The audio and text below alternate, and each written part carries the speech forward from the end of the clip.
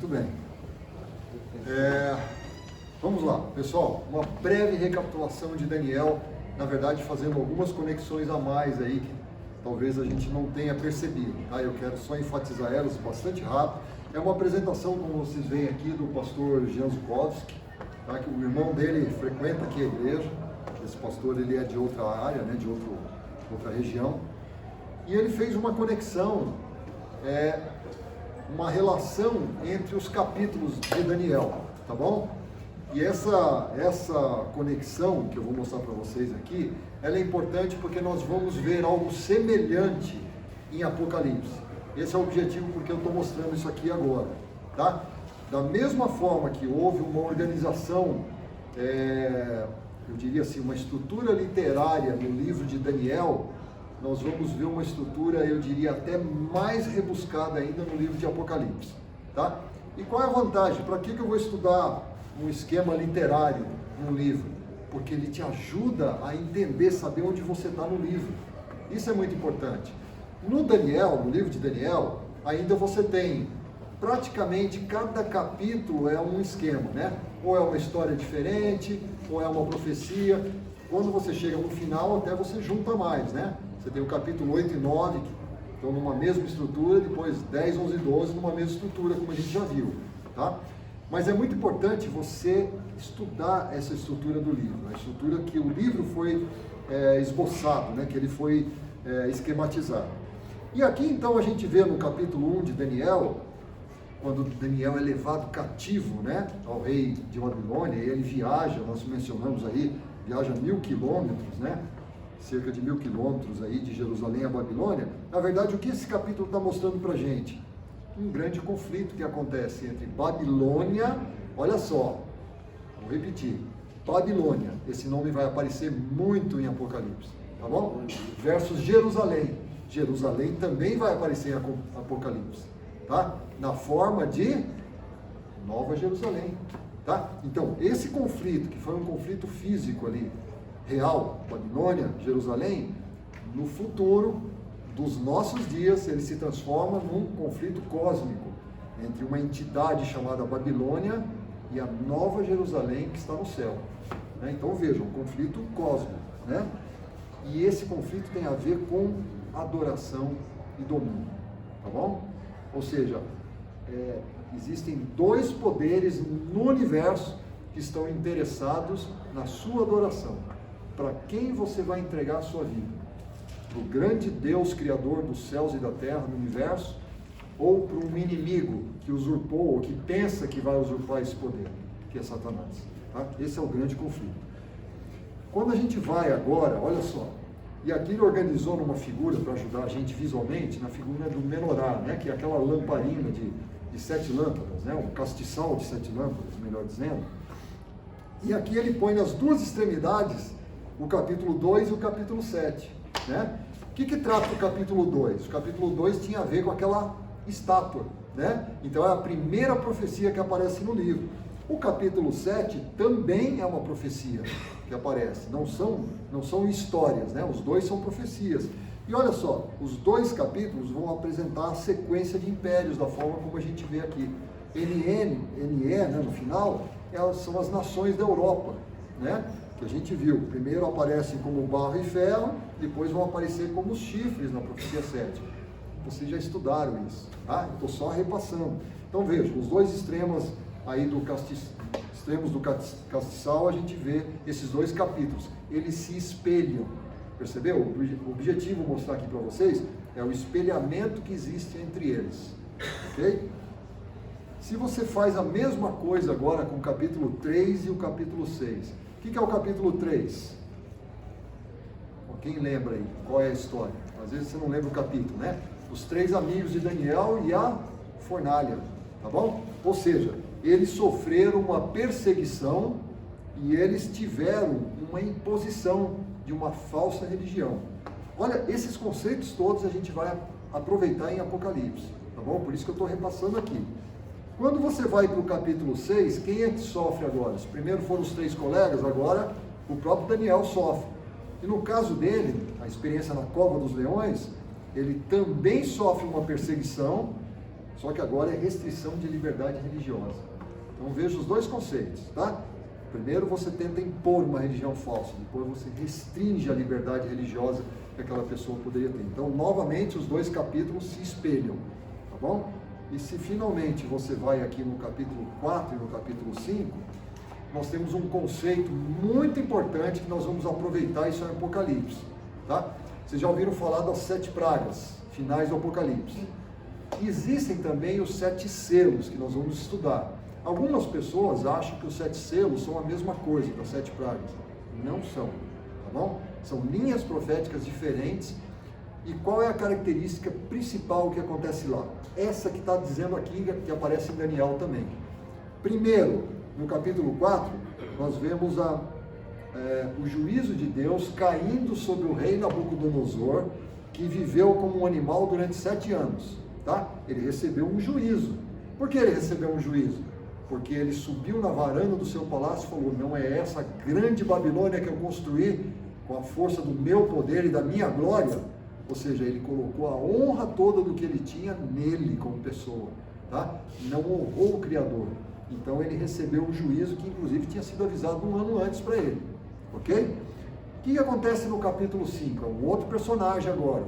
Nós temos Belsazar, e o que ele faz? Ele é neto de Nabucodonosor, e ele dá uma festa, né? Veja, Babilônia cercada, e ele resolve dar uma festa. Ele não se humilha como os habitantes de Nínive fizeram, né? No caso de Jonas. Ele, com arrogância, dá uma festa. Não somente isso, ele traz os vasos sagrados do templo, e ele bebe com as suas concubinas, com os seus fortes ali. Então, veja, ele fez ali uma aberração diante de Deus, e ele imediatamente recebeu um juízo de Deus. Qual é a diferença do juízo que ele recebeu? Sem misericórdia, tá? Ele já conhecia a história de Nabucodonosor, ele tinha tudo o que precisava para conhecer o Deus verdadeiro, e ele não se humilhou diante do Deus verdadeiro como o seu avô fez, tá? Lembre-se que o capítulo 4 é Nabucodonosor que escreve, e ele se humilha diante de Deus. Ele narra a história de uma forma humilde, né? Belsazar não faz isso. Então veja, aqui nós temos um conceito de juízos de Deus caindo com misericórdia e juízos de Deus caindo sem misericórdia. Tá bom? Essa apresentação é só até aqui, ela é mais extensa, mas eu usei somente como uma introdução para vocês, tá? Além dos conceitos que a gente viu aqui, Babilônia versus Jerusalém, né? Imposição de falsa religião, imposição de uma restrição à liberdade, e também juízos com misericórdia e sem misericórdia, tem o conceito da estrutura literária do livro de espelhamento, tá bom? Então agora nós vamos passar oficialmente para Apocalipse, e aí eu quero que vocês tenham esse conceito aí bem claro, tá? Deixa eu sair aqui da apresentação.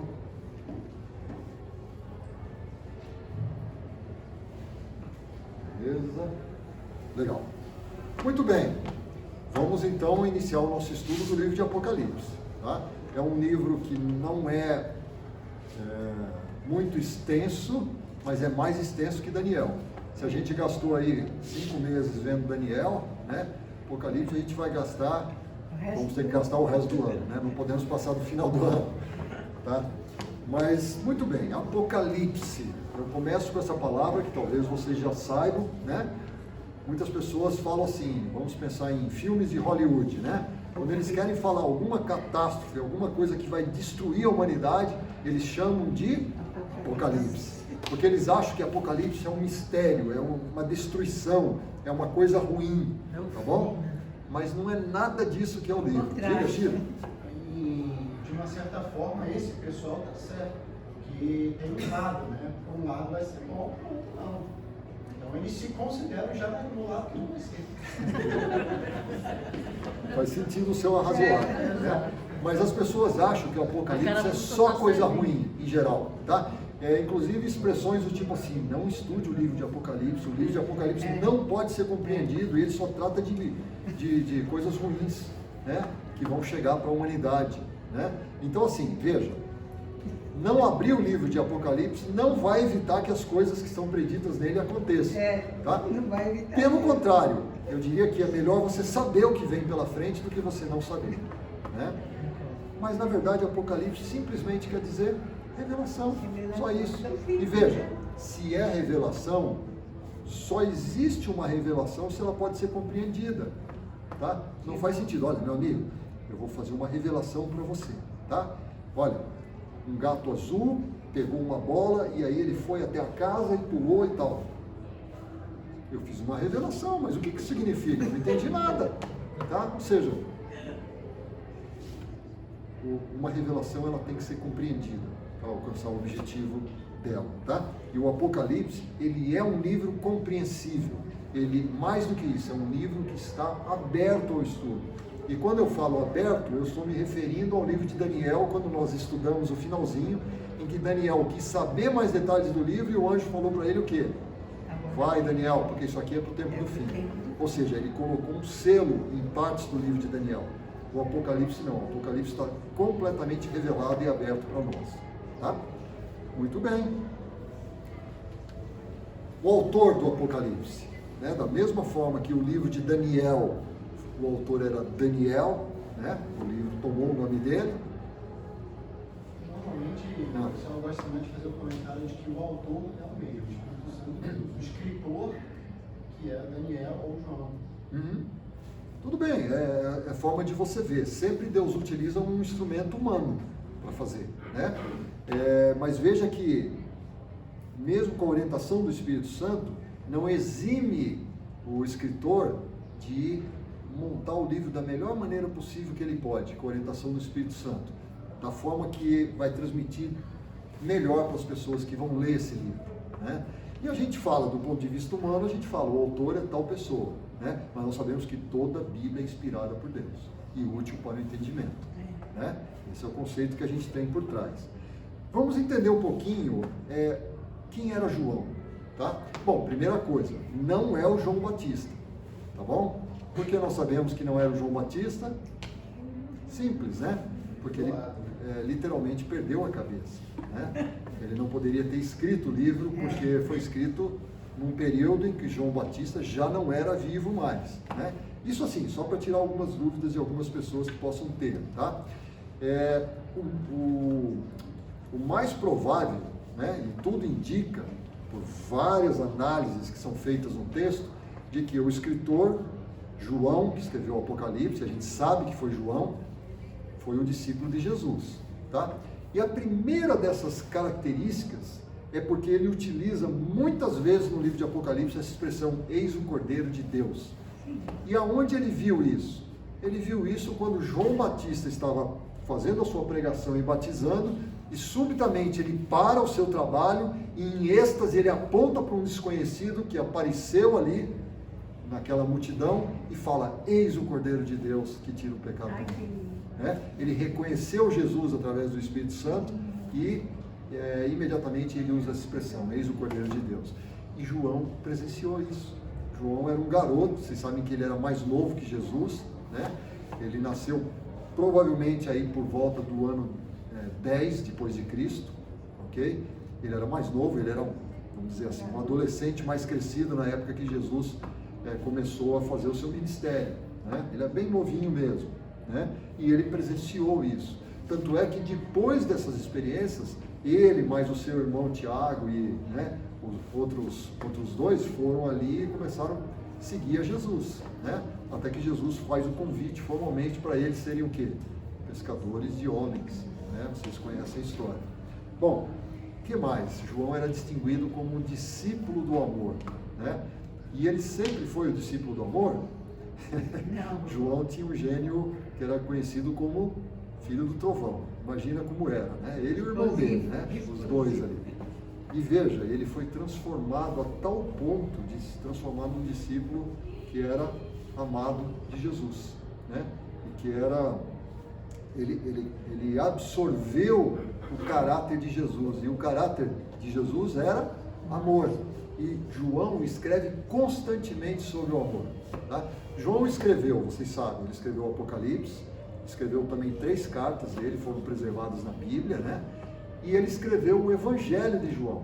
A curiosidade é que o Evangelho de João foi o último livro a ser escrito. A gente pensa que foi o Apocalipse, né? Mas foi o último livro a ser escrito, né? Bom, o que mais da vida de João? Ele esteve ao lado de Cristo na cruz, né? A gente presencia aquela cena em que Jesus, já agonizando ali, ele olha, está a mãe de Jesus, né, ali, está João, né, e ele fala: eis aí a tua mãe, eis aí o teu filho, né? João, ele falou isso para João, né? O que mais? João ouviu quando ele disse: virei outra vez. Ele não entendeu no início, né? Nenhum dos discípulos entendeu isso. Eles foram entender, começando a entender, quando Jesus começou a subir, né? Quando ele estava se despedindo dos discípulos. Então imagina que Jesus está ali reunido naquele monte, né? E subitamente ele começa a se elevar, lentamente. E João vai vendo, vai assistindo aquela cena junto com os demais, né? E de repente Jesus você já está olhando a altura dos pés de Jesus, e ele continua subindo, né? Enquanto ele abençoa o povo, e finalmente uma nuvem esconde da visão deles, né? João presenciou isso. João também foi aquele que participou daquele episódio controverso, né? Em que a mãe dele chegou e pediu tronos, né, para os dois filhos ali do lado de Jesus, quando ele tivesse o seu reino na terra, né? Foi um episódio que não foi muito agradável, porque os outros discípulos não ficaram muito satisfeitos com isso, né? E vocês conhecem a história e sabem que houve ali uma discussão.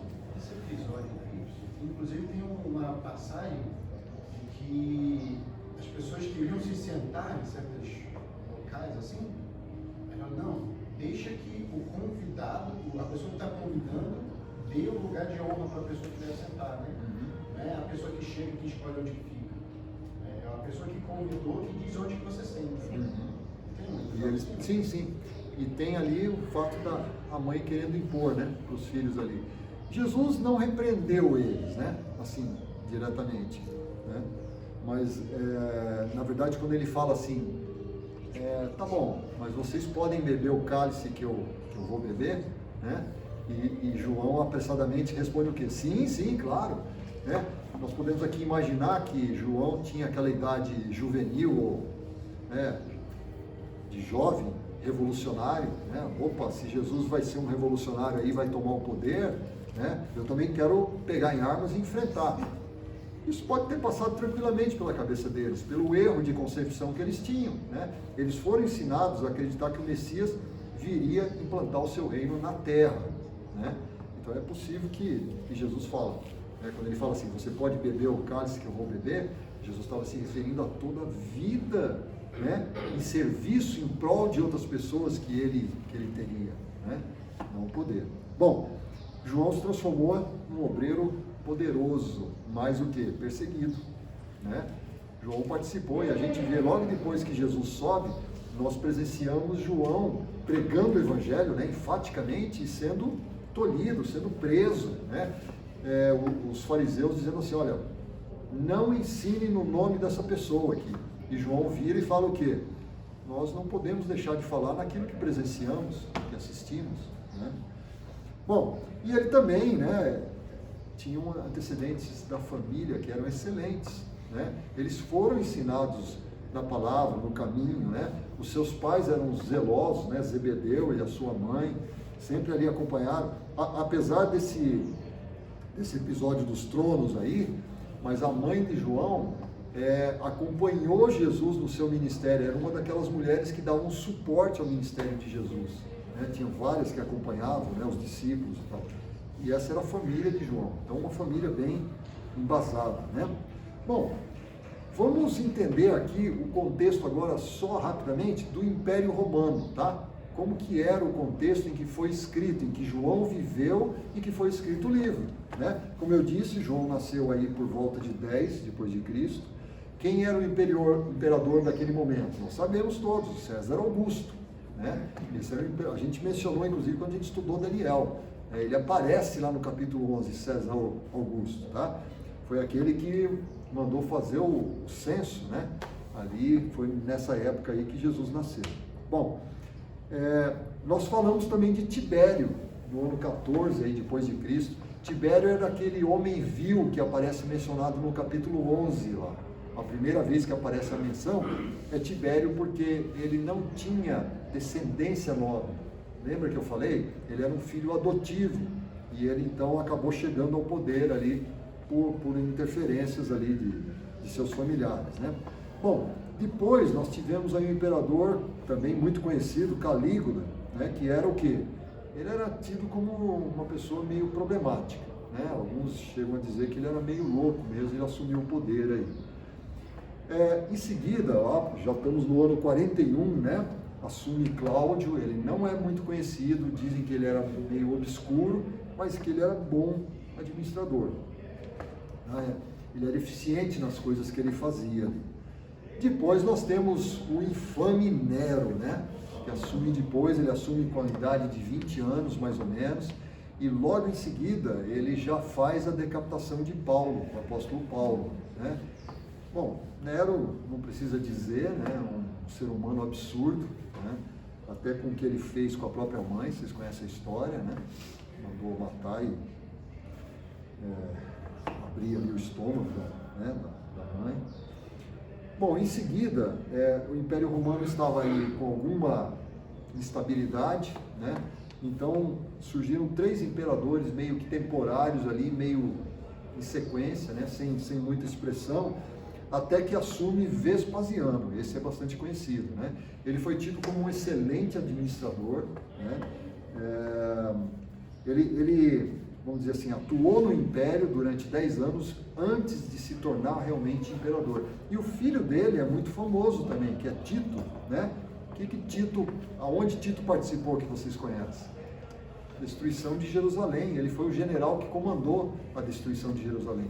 Dele é dito que ele, no momento que o templo estava ali em chamas, ele teve a oportunidade de chegar na cortina do Santíssimo e abrir. E para sua surpresa, ele não viu nada. Lembre-se que a arca não estava mais lá. Mas os judeus mantinham ainda aquela câmara, né, o Santíssimo do Tabernáculo, como algo extremamente reverente, né, que as pessoas não entravam. E ele imaginou o que estaria lá dentro, né, e não tinha nada nesse momento. Tá? A arca havia sido escondida por ocasião da destruição do templo pelos babilônicos, os judeus piedosos, e até hoje não foi encontrada. Ellen White ela joga uma frase que a gente tem um pouquinho de dificuldade de entender. Alguns entendem que vai ser descoberta a arca, outros entendem que não, tá? Baseado nessa frase. Se for descoberta, sem dúvida será o achado arqueológico mais importante de toda a história. Não sabemos o plano de Deus, né? Eu imagino, é só um pensamento meu, né? Que se um dia a arca for encontrada, eu acho que o Evangelho vai ter um avanço muito grande, a verdade vai ter um avanço muito grande, né? Então, pode ser que Deus esteja reservando isso para um futuro aí, no momento certo. Mas eu não estou afirmando, tá bom?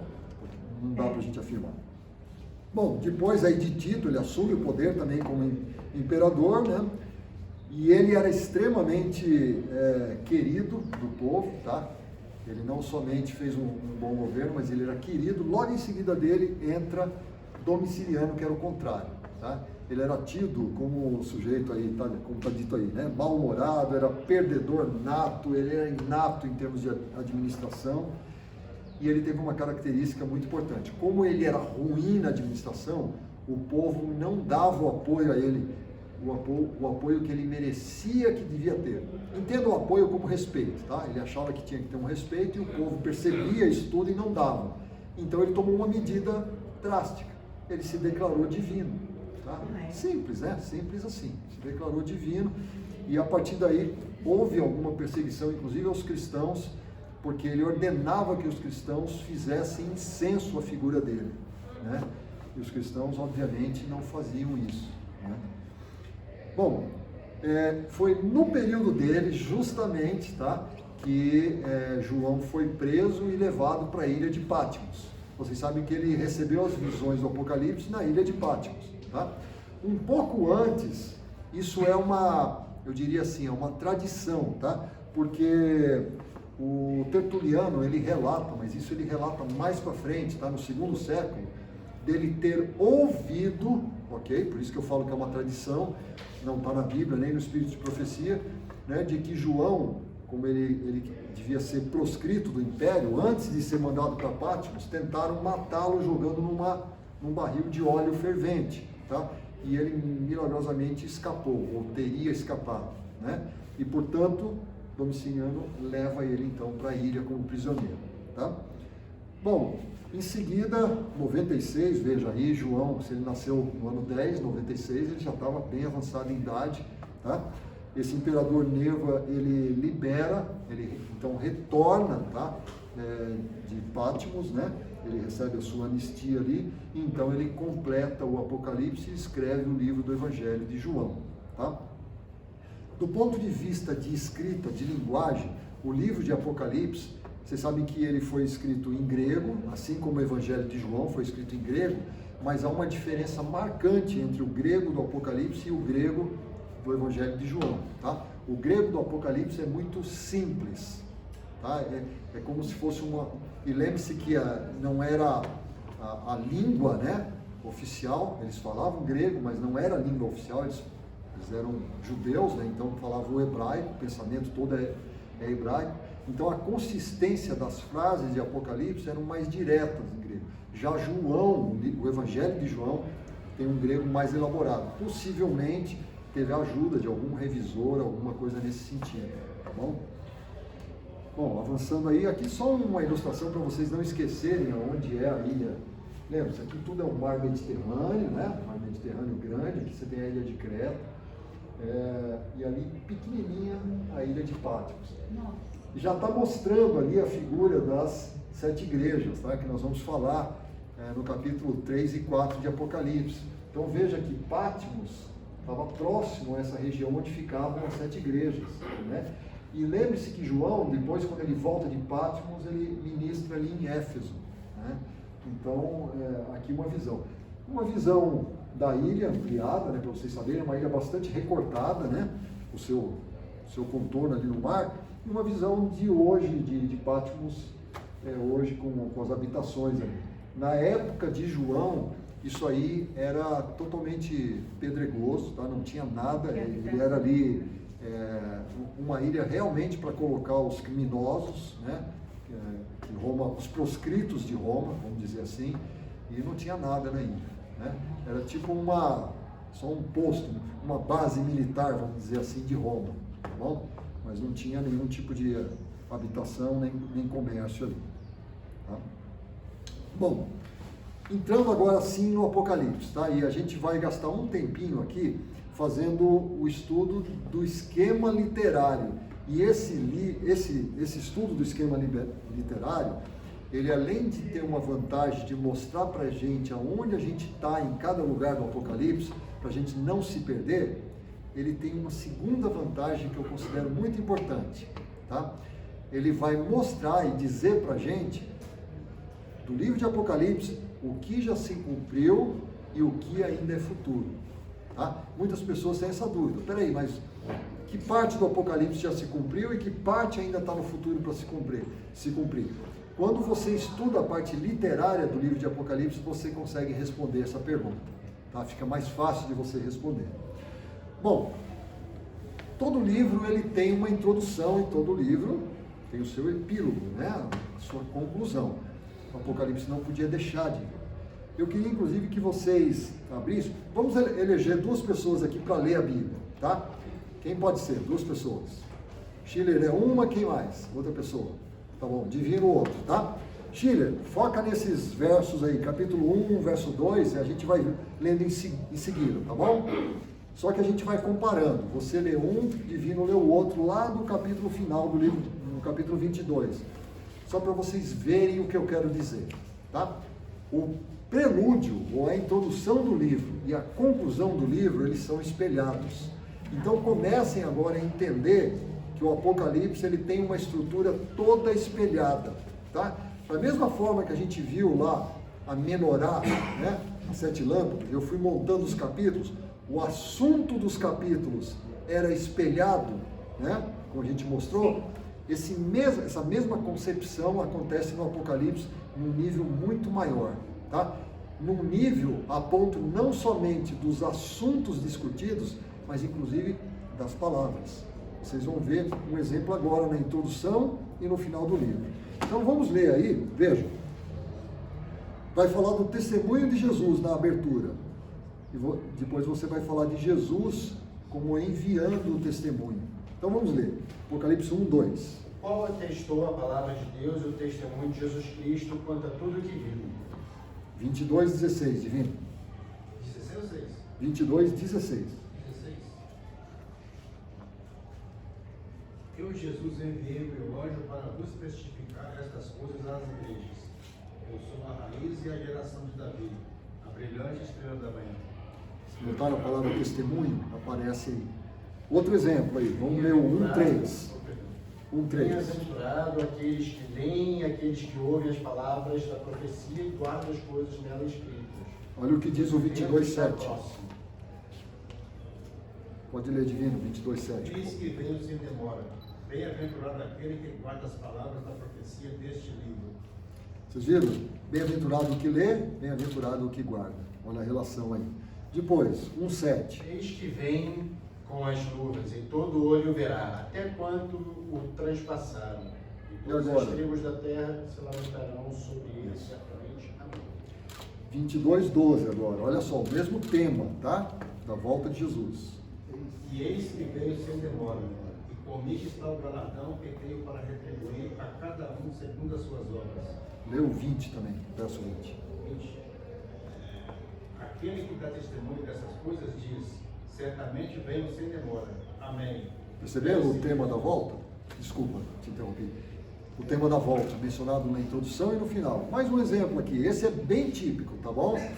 As mesmas palavras vão aparecer, ó. 1:8.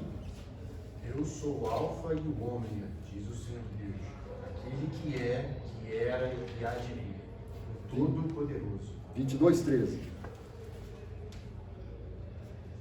Eu sou o Alfa e o Ômega, o primeiro e o último, o princípio e o fim. Olha só que legal. Perceberam a estrutura? Então, não somente do ponto de vista temático geral, mas inclusive nos detalhes das falas é espelhado. Agora que vocês já estão preparados e viram essa tela um pouco mais simples, vamos abrir o livro de Apocalipse inteiro, tá? O livro todo, menos a introdução e o epílogo que nós apresentamos aqui. E vocês vão ver essa forma aqui, ó. Olha que forma legal. Tá? O que a gente está vendo aqui? Bom, primeira coisa, essa é a organização do livro do Apocalipse na forma de um espelho. As cores representam as partes espelhadas, tá bom? Então eu tenho uma temática aqui que espelha com a última. Essa aqui vai espelhar com a penúltima. Depois a gente tem 2 a 2, tá? Essa espelha com essa e essa com aquela ali, tá bom? Essa é a estrutura. Vamos ver os temas primeiro, antes da gente ler alguns exemplos. Veja só, se nessa estrutura aqui eu estou falando das 7 igrejas, olha aqui qual é o tema que aparece ali na última. O que está escrito lá? Jerusalém. Então, se aqui a igreja está espalhada, ali a igreja está unificada na Nova Jerusalém. O que mais? Olha, eu vou tratar aqui sobre os 7 selos. E eu tenho lá o quê? O milênio. Mas o objeto aqui é: Cristo protege o seu povo que está afligido. E lá, Cristo entroniza o seu povo. A última palavra? Ressuscitado. Tá bom? Olha só, é a mesma temática agora apresentada. Vamos ver mais alguns exemplos. Nesse caso, juízos severos advertem o mundo. Olha só, juízos com misericórdia, como eu falei. Porém, quando chega nas 7 pragas, juízos extremamente severos que punem o mundo. Percebeu a relação novamente? Mais um exemplo. As provações da mãe genuína, né, e de seus filhos. Aparece uma mulher pura ali. A queda da falsa mãe, que é a Babilônia. Nós vamos tratar desse assunto no Apocalipse. Tá? Nós não vamos ler porque o tempo não permite, né? Mas se você pegar os exemplos aqui, depois eu vou botar isso aqui no grupo, tá? Para vocês poderem ver com mais calma. Vocês vão vendo, inclusive, as palavras, as frases que são usadas são espelhadas também no outro momento. Então, não somente a temática geral é espelhada, mas as menções que são feitas no verso, inclusive algumas palavras semelhantes ou antíteses, né? Então, se eu aqui falei de uma mãe verdadeira, pura, ali eu estou falando de uma falsa mãe, né? Mas você vê, o objeto é o mesmo, né? Tratando ali de uma mulher, né? Como é apresentado. Bom, que parte que... Oi. Se puder também colocar no grupo a menorá lá. Não, vou publicar isso no grupo, todo esse material, para vocês verem mais detalhes, tá? Aqui respondendo o que eu falei no início. Quando você entende essa estrutura literária, olha o que você ganha. Está aqui embaixo. Tá? Você tem uma parte que é tida como porção histórica e você tem naturalmente uma outra parte que é a porção escatológica. Essa palavra nada mais é do que futuro, tá? O que vai acontecer ainda. Você pode dizer que aqui você tem o conflito em andamento e ali o conflito vai ser encerrado, consumado. Tá? Olha só, você não conseguiria pegar isso aqui, esse esquema, se você não dividisse o livro de uma forma literária. E interessante que é justamente próximo ao centro mesmo do livro que você tem essa divisão. Tá? Então você tem uma metade e outra metade mesmo do livro com essa divisão. Vamos fazer um pouco aqui de desenho, porque eu quero ilustrar para vocês uma coisa importante. Vamos sair um pouquinho daqui para o nosso rabisco. Isso. Como estão divididas as linhas de Daniel? Tá? Agora vocês já conhecem. A gente tem 4 linhas proféticas em Daniel. Começando no tempo de Daniel e indo até o quê? Tempo da volta de Jesus. Tá? O livro de Daniel não passa desse período da volta de Jesus. Tem só uma menção no finalzinho, né? Daniel, você vai descansar e no final vai receber, né? Mas está ali, está tratando ainda quando Miguel aparece no capítulo 12 e que ali, né? Então ele salva o seu povo. Tá? Todas as 4 linhas, e quais são essas 4 linhas? Que aparecem no capítulo 2, aparecem no 7, 8 e 9, e do 10 até o 12. Tá? Nós já nos acostumamos a ver esse esquema. E aqui você tem as linhas paralelas. Tá? Todas elas percorrem o tempo, tá bom? Em linhas paralelas. O que eu quero dizer com isso? Aparece aqui Babilônia, Medo-Pérsia, Grécia, Roma, tá? Vai aparecer aqui também Babilônia, Medo-Pérsia, Grécia, Roma e assim por diante. Nós vimos uma exceção que nos últimos 2 não aparece mais Babilônia, porque já era, né? Já tinha ido, mas aparece Medo-Pérsia, Grécia, Roma, do mesmo jeito, tá bom? Então a gente nos acostumamos a ver essas 4 linhas que correm paralelamente, cada uma enfocando um assunto ou uma visão diferente do mesmo objeto. Tá bom? Se Daniel é organizado dessa forma, como é que a gente organiza então o Apocalipse? Nós já vimos que é uma forma espelhada, mas nós podemos também desenhar Apocalipse da seguinte forma: 4 linhas proféticas, mas no tempo do fim, ou seja, isso daqui é a parte que eu chamei ali, que vocês viram no desenho, parte histórica, tá bom? Mas nós sabemos que tem uma parte escatológica. Como que eu organizo as visões na parte escatológica? Aqui eu opto em fazer na horizontal, tá? Entendo que isso aqui é linha do tempo, tá bom? É o tempo passando. Como que acontece na parte que é futuro? Acontece da seguinte forma, olha.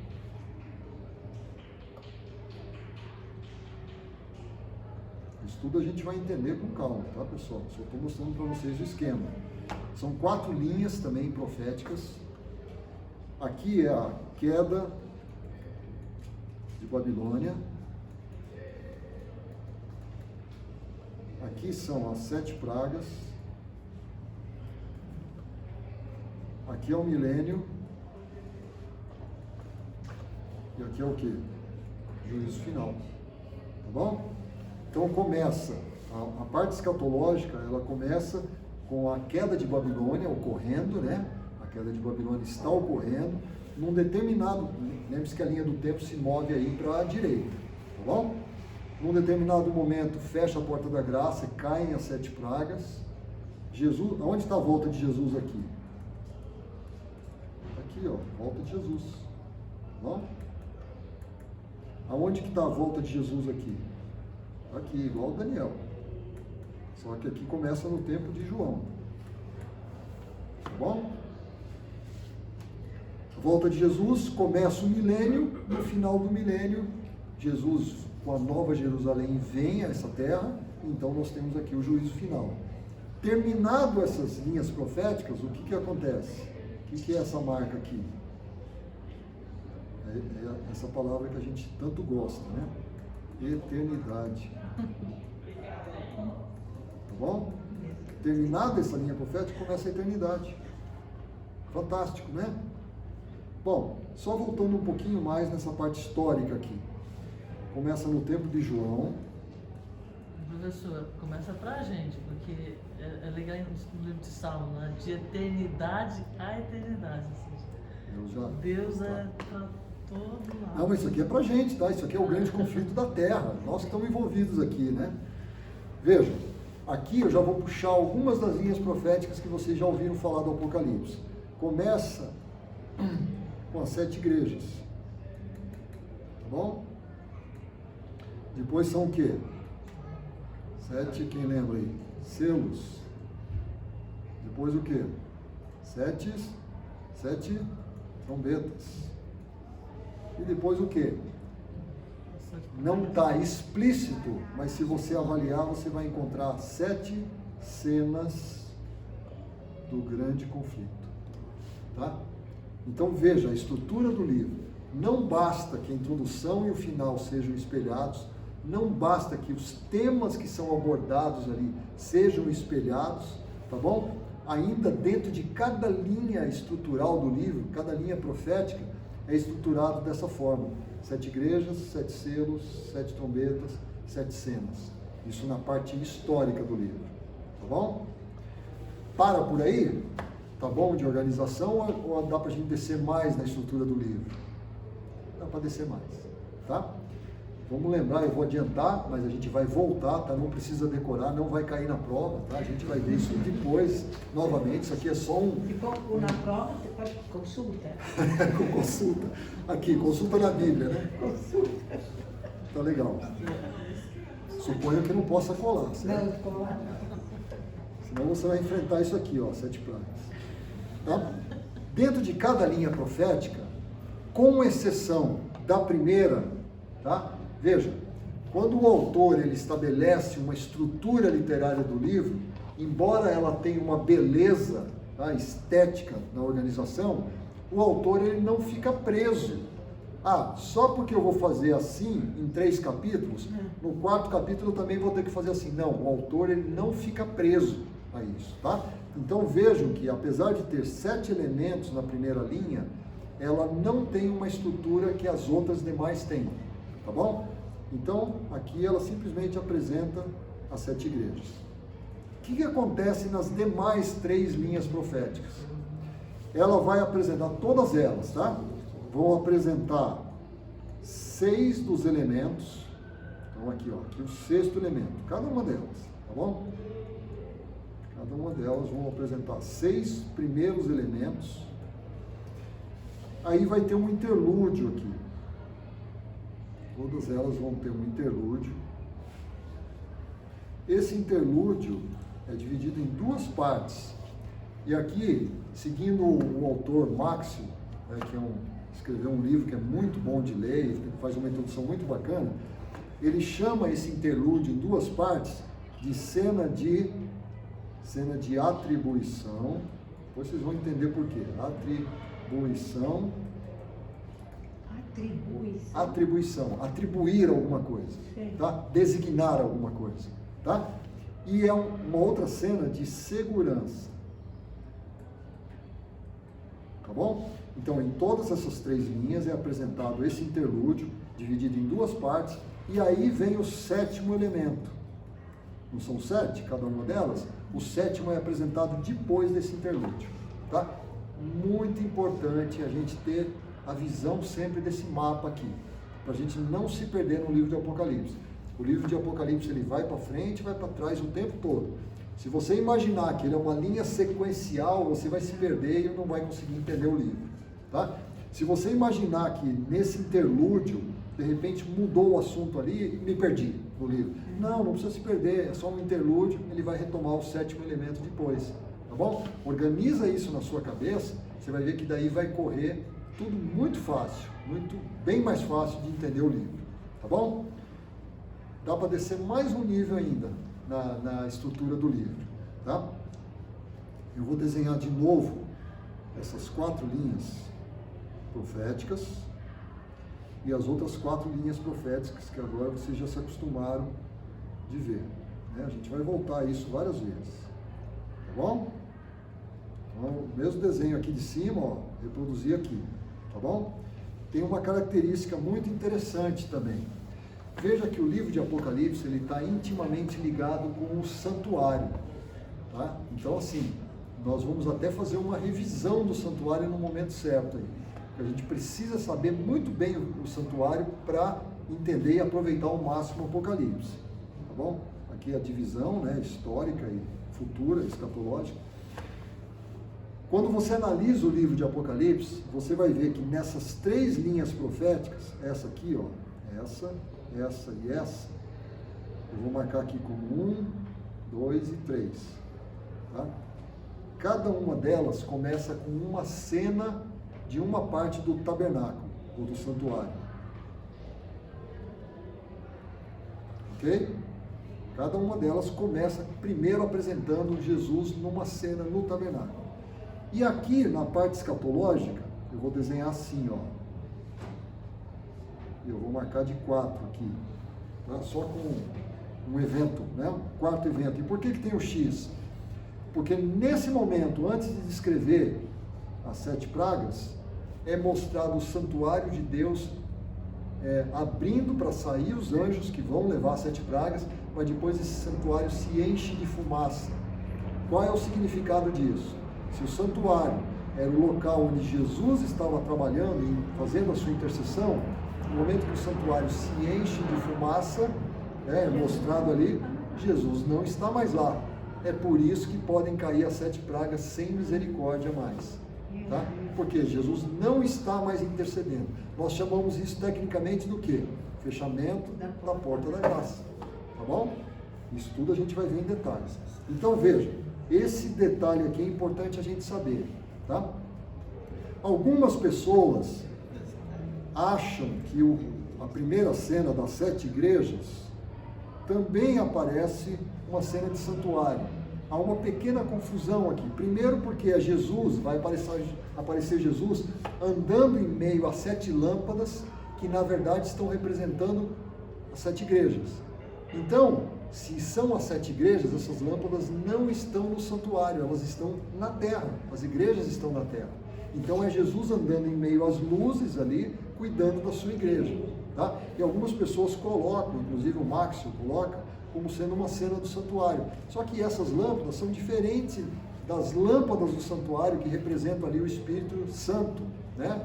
E o Espírito Santo vai ser mostrado aqui, ó, nessa cena, tá? Então, eu particularmente, uma preferência minha, eu coloco que a primeira cena das 7 igrejas não é uma cena do santuário, tá? Porque aparece na terra, tá? Mas vocês depois podem ler o texto e fazerem a opção que vocês preferirem ali. Eu acho mais coerente dessa forma. Tá? Você pode explicar a razão da fumaça e por que Jesus não estaria mais, porque está cheio de fumaça? Então, assim, vamos deixar isso com todo o ritual. Isso, vamos deixar isso para quando a gente for estudar aquele capítulo especificamente. Porque daí vai ficar mais natural o aprendizado para vocês, porque a gente já vai ter visto uma série de coisas, tá?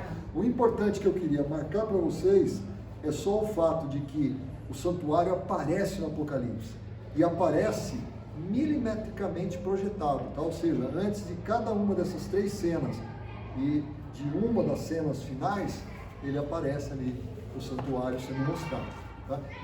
Quais são essas cenas? Agora só última coisa de hoje, né? Vamos representar um santuário, então, aqui assim.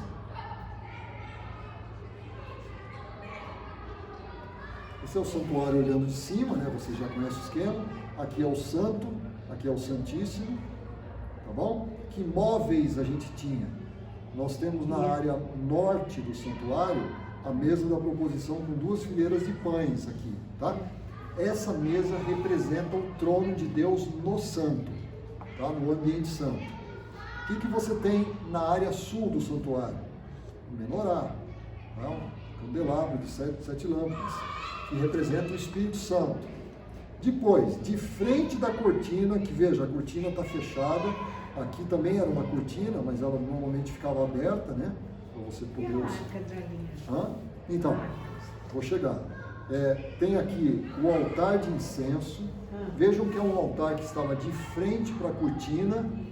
Ele estava fisicamente no santo, porém ele se conecta com o Santíssimo, tá? Porque o incenso que é oferecido aqui, ele sobe por cima da cortina e ele entra na região da arca onde há a presença de Deus ali, tá? A arca então está aqui, a figura dos 2 anjos que vocês conhecem, e aqui no centro aparecia a luz divina da presença de Deus. Então a arca também representa o trono de Deus, porém no Santíssimo, tá bom? Muito bem, se a gente juntar agora as duas coisas, tá? O número 1 dessa primeira cena, ele é aqui, ó. No parque? Ele vai mostrar a cena que vai ser mostrada aqui, tá? Na primeira cena do tabernáculo, ali, é essa que apresenta o trono de Deus, ou seja, representa a mesa da proposição, e aparece também as 7 lâmpadas do Espírito Santo. Nós vamos ver uma cena em que é mostrado isso, tá? Então, o número 1 é justamente esses 2 móveis do tabernáculo. O número 2, aqui, quando a gente vê a segunda cena, aparece um anjo, que nós sabemos ali que representa Jesus, ao lado desse altar de incenso aqui, tá bom? A cena 3, que são as 7 cenas do grande conflito, vão mostrar a Arca da Aliança. É nesse momento, inclusive, que abre a arca e você pode ver a lei de Deus, tá? Tem uma descrição ali. E justamente o número 4 que eu marquei aqui, é aqui, ó, fora do tabernáculo, porque o tabernáculo se fecha, tá? Nesse momento que o tabernáculo se fecha, Jesus não atua mais nele, tá bom? Guilherme, de licença para me retirar aqui. Eu estou terminando, já terminei. Pessoal, de fato, nós acabamos hoje aqui, tá? Hoje era para a gente ver essa parte de esquema do livro só. Eu vou voltar esses desenhos, eu vou publicar para vocês lá no grupo também, para vocês poderem se ambientar com o desenho, tá bom? Nós vamos voltar várias vezes esse desenho. Vai ficar bastante claro para vocês ao longo do estudo, tá bom? Vai ficar bem gostoso agora o estudo do Apocalipse, não é ainda, né? Vai ficar nítido para vocês, tá? Vai ficar claro para vocês. É para não ter dúvida mais, tá bom? Tá bom.